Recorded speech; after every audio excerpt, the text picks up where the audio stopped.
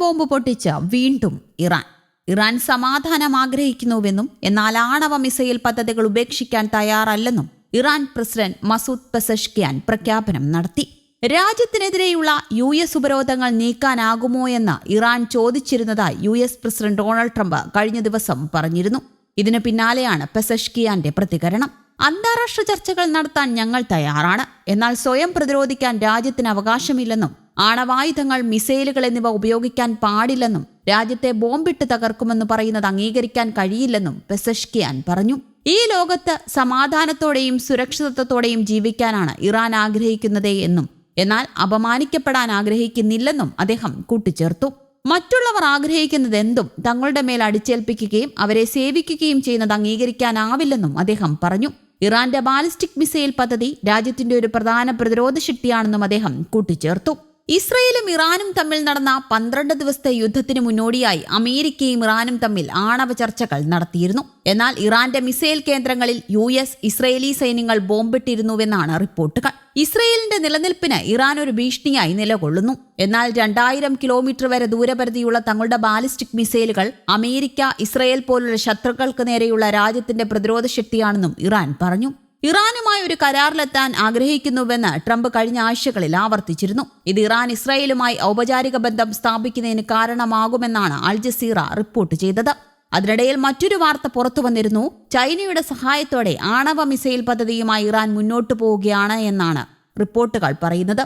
China മാത്രമല്ല, റഷ്യയും ഉത്തര കൊറിയയും ഇറാനെതിരെ സഹായഹസ്തങ്ങൾ നീട്ടുന്നതായി സംശയിക്കുന്നുവെന്നാണ് ആഗോള നിരീക്ഷകർ അഭിപ്രായപ്പെടുന്നത്. എന്നാൽ ആണവായുധ സാധ്യത എന്ന പരാമർശത്തെ ഇറാൻ തള്ളിക്കളയുകയാണ് ഉണ്ടായത്. അതേസമയം സെപ്റ്റംബർ അവസാനം മുതൽ 2000 ടൺ സോഡിയം പെൻകോറേറ്റ് ഇറാൻ ചൈനയിൽ നിന്ന് ഇറക്കുമതി ചെയ്തുവെന്നാണ് ആഗോള മാധ്യമങ്ങൾ റിപ്പോർട്ട് ചെയ്തത്. ഏകദേശം 500 ബാലിസ്റ്റിക് മിസൈലുകൾക്ക് ആവശ്യമായ ഇന്ധന നിർമ്മാണത്തിനുള്ള ഘടകമാണിത്. ഫെബ്രുവരിയിലും 1000 ടൺ സോഡിയം പെർക്ലോറേറ്റ് ചൈനയിൽ നിന്ന് ഇറാനിലേക്ക് കയറ്റുമതി ചെയ്തതായി CNN റിപ്പോർട്ട് ചെയ്തിരുന്നു. എന്നാൽ നേരത്തെയും ആണവ കേന്ദ്രങ്ങൾ മുൻപത്തേക്കാൾ ശക്തമായി പുനർനിർമ്മിക്കുമെന്ന് ഇറാൻ വ്യക്തമാക്കിയിരുന്നു. ഇസ്രയേൽ അമേരിക്ക ആക്രമണങ്ങളിൽ തകരാറുകൾ സംഭവിച്ച ഇറാന്റെ ആണവ കേന്ദ്രങ്ങൾ മുൻപത്തേക്കാൾ മികച്ച രീതിയിൽ പുനർനിർമ്മിക്കുമെന്നാണ് ഇറാൻ ഞായറാഴ്ച വിശദമാക്കിയത്. അറ്റോമിക് എനർജി ഓർഗനൈസേഷനിലാണ് ഇറാൻ പ്രസിഡന്റ് മസൂദ് പെസഷ്കിയാൻ ആണവ കേന്ദ്രങ്ങളുടെ പുനർനിർമ്മാണങ്ങളെക്കുറിച്ച് പ്രതികരിച്ചത്. ഇറാന്റെ ആണവ മേഖലയിലെ മുതിർന്ന ഉദ്യോഗസ്ഥരുമായി കൂടിക്കാഴ്ച നടത്തിയ ശേഷമാണ് ഇറാൻ പ്രസിഡന്റിന്റെ പ്രതികരണം. ഫാക്ടറികളും കെട്ടിടങ്ങളും തകർത്തത് തങ്ങൾക്കൊരു വലിയ പ്രശ്നമല്ലെന്നും വീണ്ടും ശക്തമായ രീതിയിൽ അവ പുനർനിർമ്മിക്കുമെന്നാണ് ഇറാൻ വിശദമാക്കിയത്. എന്നാൽ ടെഹ്റാൻ ആണവ കേന്ദ്രങ്ങൾ വീണ്ടും പ്രവർത്തിപ്പിച്ചാൽ വീണ്ടും ആക്രമണം നേരിടേണ്ടി വരുമെന്നാണ് അമേരിക്കൻ പ്രസിഡന്റ് ഡൊണാൾഡ് ട്രംപ് മുന്നറിയിപ്പ് നൽകിയിട്ടുള്ളത്. ജൂൺ മാസത്തിൽ അമേരിക്ക ഇറാന്റെ ആണവ കേന്ദ്രങ്ങൾ ആക്രമിച്ചിരുന്നു. നേരത്തെ ഫെബ്രുവരിയിലും ആണവ കേന്ദ്രങ്ങൾക്ക് നേരെ ആക്രമണം നടന്നാൽ അവ പുനർനിർമ്മിക്കുമെന്ന് മസൂദ് പെസഷ്കിയാൻ ഫെബ്രുവരിയിലും പ്രതികരിച്ചിരുന്നു. എന്നാൽ പുനർനിർമ്മാണത്തെക്കുറിച്ച് വിശദമായി സംസാരിക്കാൻ മസൂദ് പെസഷ്കിയാൻ തയ്യാറായില്ല. ജൂൺ മാസത്തിൽ 12 ദിവസം നീണ്ട ഇസ്രായേൽ യുദ്ധത്തിനിടെയാണ് ഇറാന്റെ ആണവ കേന്ദ്രങ്ങളും ജനവാസ മേഖലകളിലും നടന്ന ആക്രമണത്തിൽ ഇറാന്റെ പ്രമുഖ ശാസ്ത്രജ്ഞരും കൊല്ലപ്പെട്ടത്. ആണവ കേന്ദ്രങ്ങൾക്കെതിരായ ആക്രമണത്തിൽ ഇറാൻ ഇസ്രായേലിൽ ജനവാസ മേഖലയിൽ ബാലിസ്റ്റിക് മിസൈലുകൾ വർഷിച്ചിരുന്നു. ഇറാനിലുണ്ടായ നാശം ഗുരുതരമാണെന്ന് വിശദമാക്കിയാണ് ജൂലൈയിൽ അമേരിക്ക ഇറാനെതിരായ ആക്രമണം അവസാനിപ്പിക്കുന്നതായി പ്രഖ്യാപിച്ചത്. അമേരിക്കയുമായി നയതന്ത്ര ചർച്ചകൾ ഇറാൻ പുനരാരംഭിക്കണമെന്ന് ഇരു രാജ്യങ്ങൾക്കിടയിൽ മധ്യസ്ഥ ചർച്ച നയിച്ച ഒമാൻ ആവശ്യപ്പെടുകയും ചെയ്തിരുന്നു.